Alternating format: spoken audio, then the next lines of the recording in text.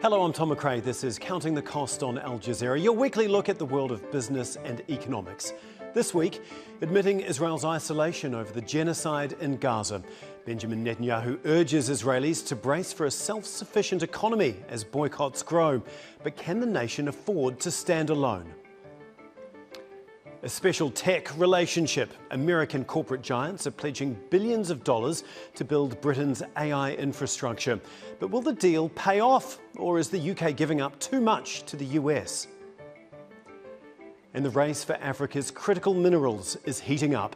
But is the continent reaping the benefits? And how can African nations turn those resources into an economic boom?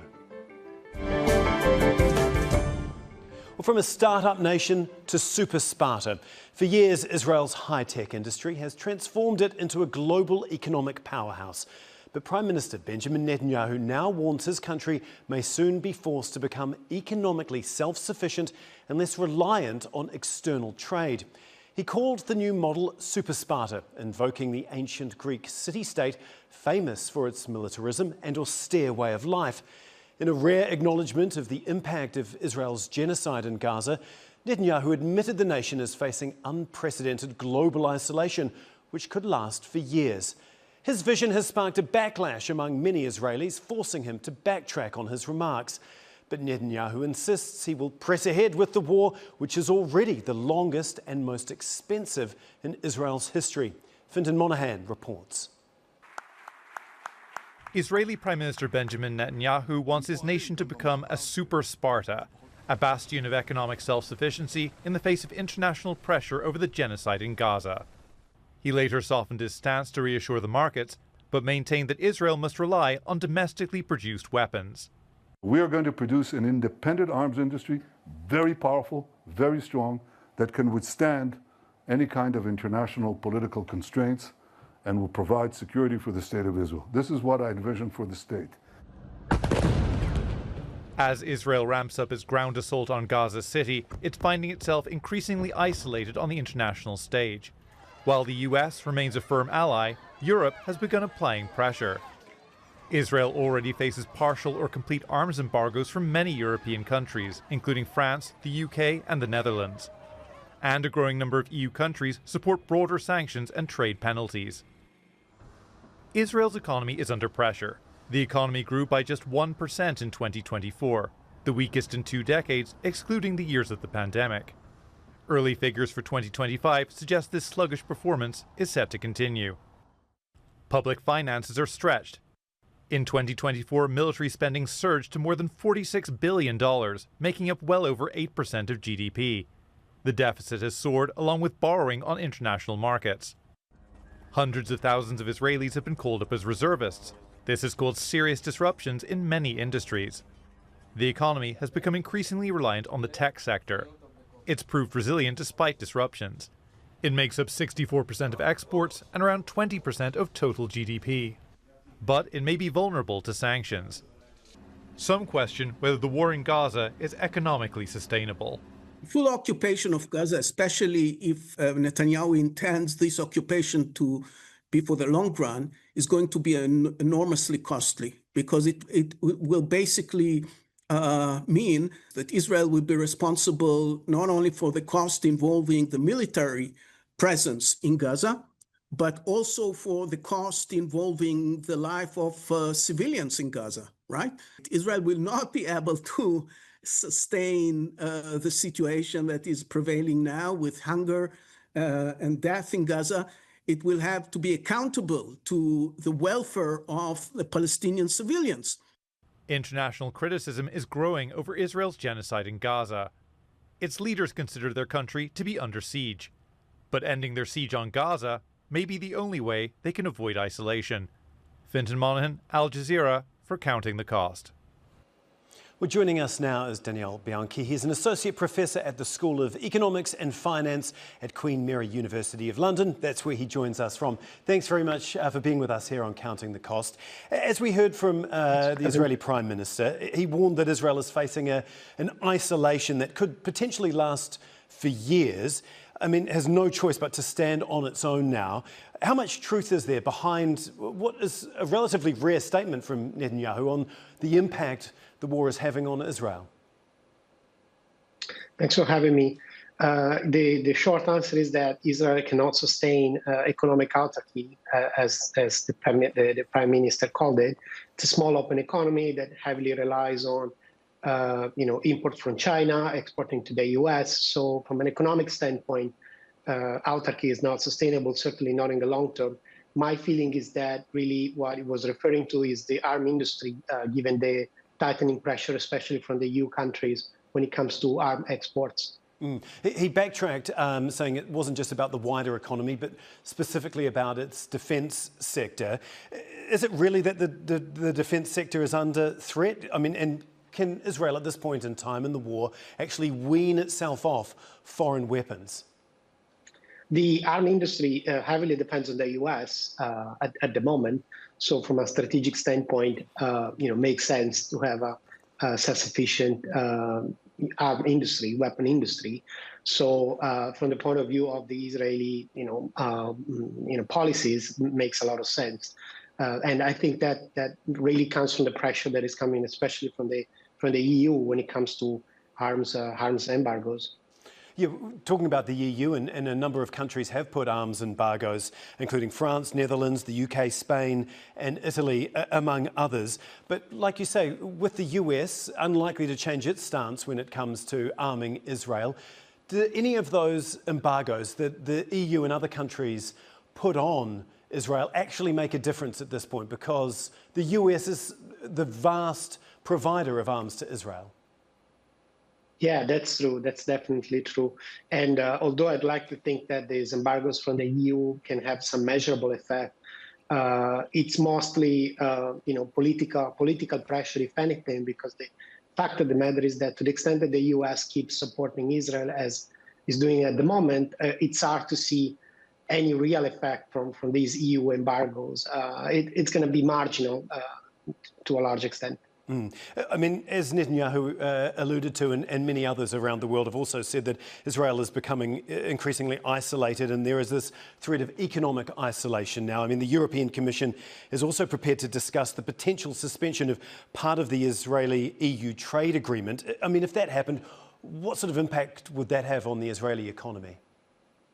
Definitely, there is going to be an impact. The EU is the largest trading partner together with China and the US. So definitely is going to have an impact, especially in the long term. If anything, the Israeli economy so far put up pretty okay with the consequences of the war, except for public finances, where the deficit exploded. But yeah, the effect of the trade sanctions from the EU is measurable. Now, may not be decisive, but definitely measurable. Okay, what sort of measures do you think, what sort of impact? Can you just sort of outline it for us about, the average Israeli? How would it affect their daily life? Well, increasing costs, less goods available, less services available for firms that are exporting their services. The Israeli high-tech industry, manufacturing, machinery, these are the main exports. And of course, if you export less, you could expect higher unemployment, higher costs, or higher inflation. So the usual consequences when you have basically a trade war, sanctions. You could see examples what happening in Russia, for instance, higher inflation and lower job opportunities. So that's definitely the case. But Israel is a small open economy, so it's not big economy like, for instance, Russia. So the ability to sustain in the long term those sanctions is definitely lower. So for the average Israeli citizen, definitely there's going to be hardship, not decisive. I'm not talking about the country collapsing by any stretch of imagination, but definitely worse quality of life overall. The war's already gone on almost 2 years now, and if Netanyahu and has anything to do with it, that is going to continue to potentially get even worse than it is now. What about the long-term consequences for Israel's economy, though? Because it already is the longest and most expensive war that it's carried out. Definitely, the consequences is mostly for public finances. The defense spending is reaching almost 10% of GDP. and the economy is running at a 7% deficit year on year. So this is not sustainable in the long term. And we mentioned before the cost, the reputational cost that Israel is having, the increasing isolation, all of these aspects points towards not sustainable, a war that is not sustainable in the long term. We need to separate though the policies and the economy here, because I'm not 100% sure that the economy is a key factor here. It's mostly the political will that is really key. And to the extent that the economy is going okay, it's hard to see changes in policies. What I think changed a lot, though, in the last few weeks, certainly, is the UN declaration that actually what is happening in Gaza is genocide. And this is turning a lot of opinions against Israel. And in the long term, that can play a decisive role, if you ask. OK, we'll have to leave it there. But thank you so much, Daniele Bianchi. We really do appreciate your time and insight today. While the Israeli economy is facing challenges, Palestine's economy is being decimated. The World Bank is calling it the deepest economic contraction in over a generation. In the occupied West Bank, the economy contracted by around 17%. Israeli military operations have caused major disruptions. Israel has also imposed tighter restrictions on movement of Palestinians and on their access to the Israeli labour market. And in Gaza, the situation is even worse. The economy has almost completely collapsed as a result of Israel's genocide. Infrastructure is in ruins and more than 1 million people have been forced from their homes. The Gaza Health Ministry says more than 65,000 Palestinians have been killed since October 2023. Gaza is also in the grip of a famine, with most of the population struggling to find enough food to eat. More than 440 Palestinians have starved to death, and that includes more than 140 children. Now, Israel controls entry points to Gaza and has prevented aid from entering the territory. Well, the US and the UK have unveiled a sweeping tech deal, hailed as a new chapter in their special relationship. American corporate giants will invest more than $200 billion to build Britain's AI infrastructure and power computing. Supporters say it could kickstart economic growth, create jobs and secure the UK's place in the global tech race. But critics warn the agreement risks giving Washington too much sway over Britain's digital future. Paul Ging reports. It's been called the Tech Prosperity Deal, the economic keystone of Donald Trump's state visit to the United Kingdom. It'll open the door to $200 billion of investment into the UK. Prime Minister Keir Starmer promises it'll build infrastructure and expertise that will transform the economy. This tech partnership has the power to change lives. It's our chance to ensure that technologies like AI, quantum and others amplify human potential, solve problems, cure diseases, make us richer and freer, strengthen the cause of democracy, not tyranny. This is the territory on which the future will be won. So we're taking the next logical step with a historic agreement on science and technology partnerships, and this will create new government, academic and private sector cooperation in areas such as AI, which is taking over the world. The deal covers a range of technologies, including artificial intelligence, quantum computing and nuclear energy. The largest chunk of investment, $120 billion, will come from US private capital firm Blackstone. US tech giants are also involved. Microsoft's putting $41 billion into expanding AI infrastructure, while Google's investing nearly $7 billion into a new data center and support for AI research. The UK used to be a leader in technology, but now it's lagging behind the US and China. The new investment is aimed at helping it catch up. Historically, our advantage in Britain has been that we have the best scientists, the best universities, the best research. We haven't been great at converting that into economic growth always. So startups are really the hope for generating the most important advances, essentially, in AI over the next 10, 15, 20 years. The UK economy has been flagging in recent years. The government's hoping that AI will boost growth. It says the deal will add as many as 7,600 jobs in the coming years. But there are challenges to making this work. Some are concerned that the deal gives American tech companies too much sway. Others question whether betting on AI will justify the massive demands on the power grid. Very crudely put, to power some of the stuff that's extremely energy intensive. And whether the generated results from the models will actually translate into revenue for companies and therefore economic growth. The UK and the US are both hailing the tech deal as a big win. But it may take years before we know whether the UK's big bet on tech and on Washington will end up producing results. Paul Ging, Al Jazeera, for Counting the Cost. Joining us now is Alice Enders. She's the retired head of research of Enders Analysis, a consultancy that focuses on commercial technologies and media. She's also a former senior economist at the World Trade Organization. She joins us from London. Thanks very much for being with us, Alice. First of all, these are big numbers, big promises from both of the leaders, being touted as a big deal by Trump and Starmer. Can you just explain if you think that this is a big deal? Well, it is just, let's say, a roadmap at this juncture. I think it's an aspirational roadmap. It's very short on the details. I think it is seen as symbolically important in relation to the very long-standing special relationship between the UK and the US, and in particular regarding defense and economic security, which are linked.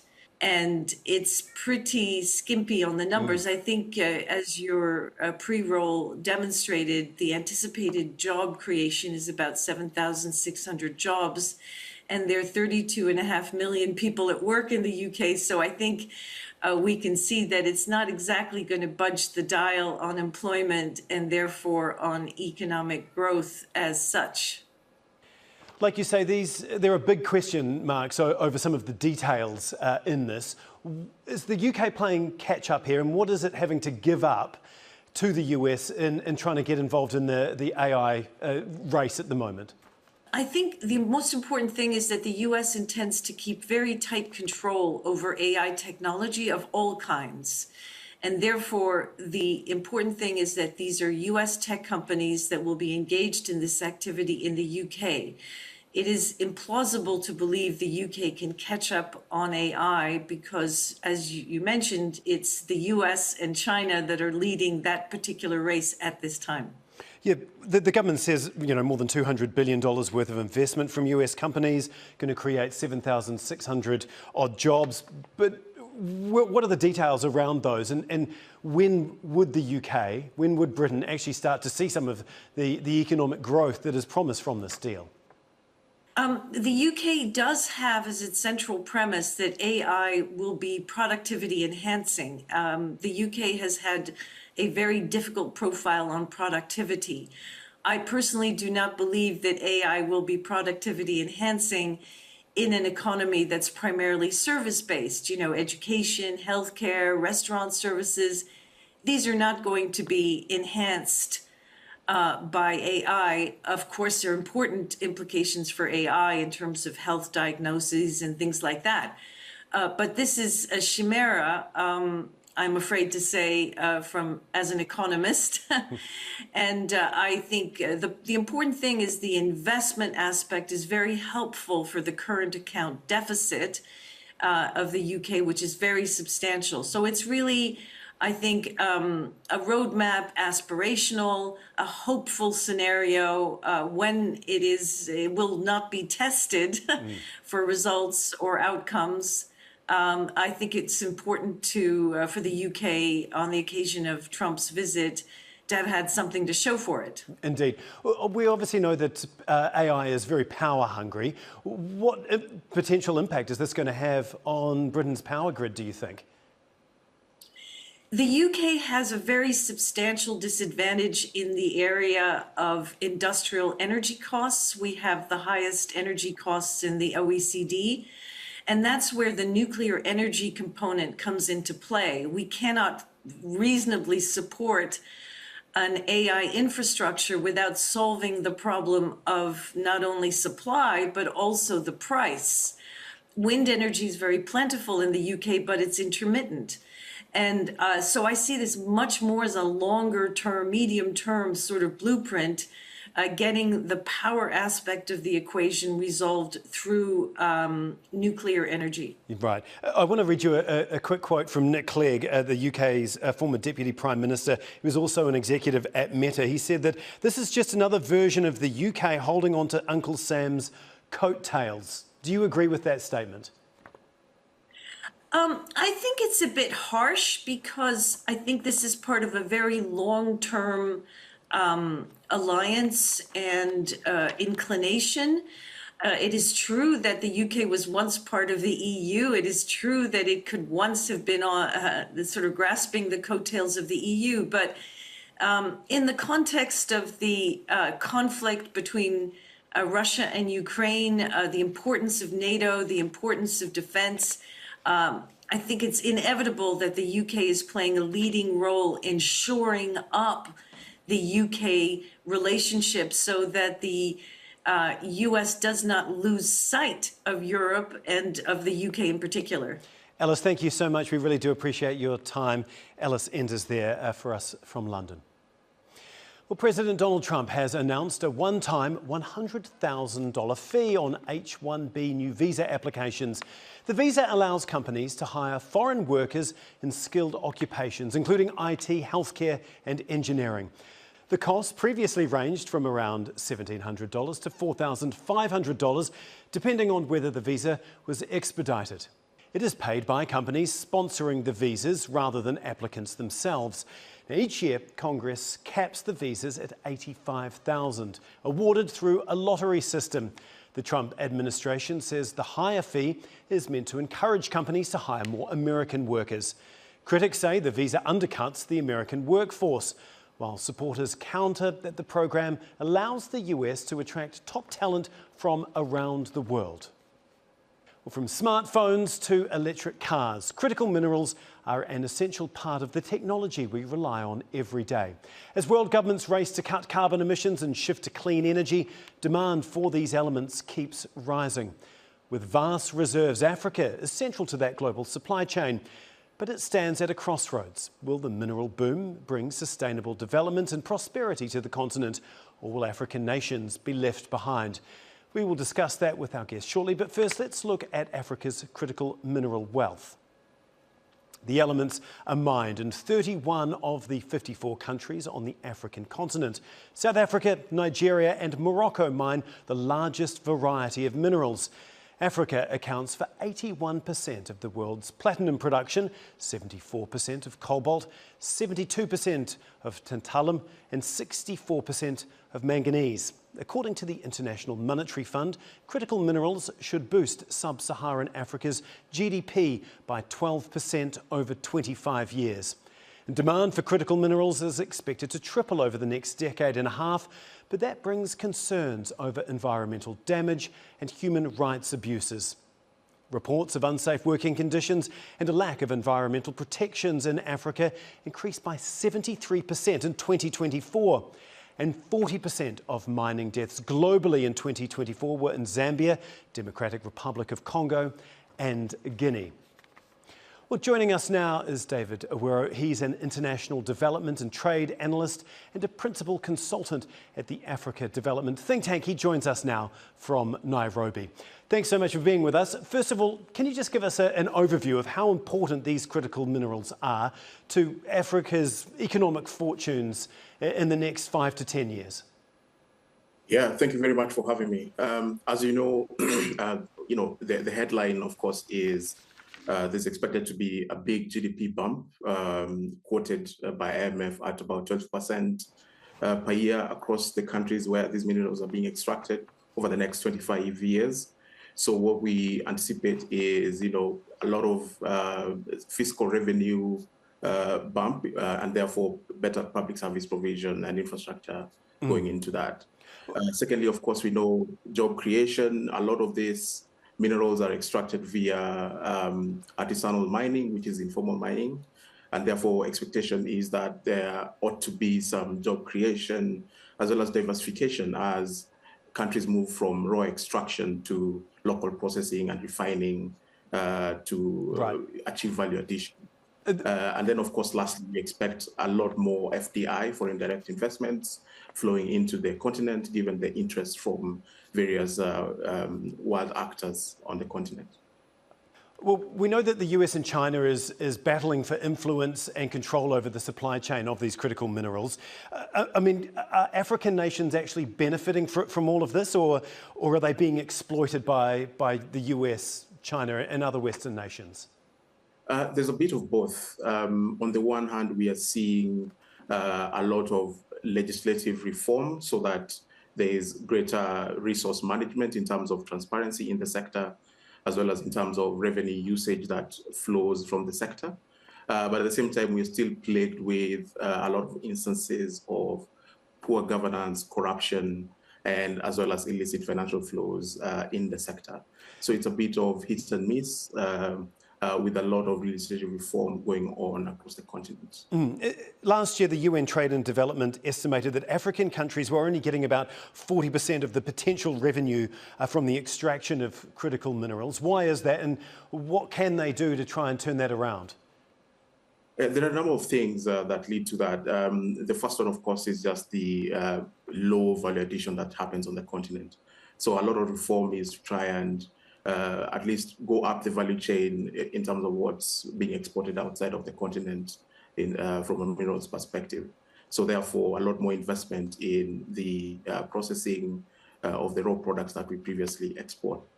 Secondly, of course, big one is corruption. As I've mentioned, there are a lot of reform going on to handle corruption. As you might be aware, there is a lot of legislative reform just to try and ensure that people who are benefiting from process of corruption and illicit financial flows are handled with the justice system. And then the third effort, of course, is to have greater bargaining power because, as you know, in the balance of things, Africa is sort of a price taker in a lot of these deals, and therefore trying to have a continental-wide comms unified approach in terms of the kind of deals that Africa countries are making when it comes to critical minerals. Okay, thank you so much, David. We really do appreciate your time. David Awero for us there from Nairobi. Well, that is our show for this week. Do get in touch with us on X. I'm at @TomMcRae_NZ and use the hashtag AJCTC when you do. Or you can drop us an email. countingthecost@aljazeera.net is our address. But there is more for you online at aljazeera.com/CTC. That will take you straight to our page, which has individual reports, links, and entire episodes for you to catch up on. Well, that's it for this edition of Counting the Cost. I'm Tom McRae. From the whole team, thanks for joining us. The news on Al Jazeera is coming up next.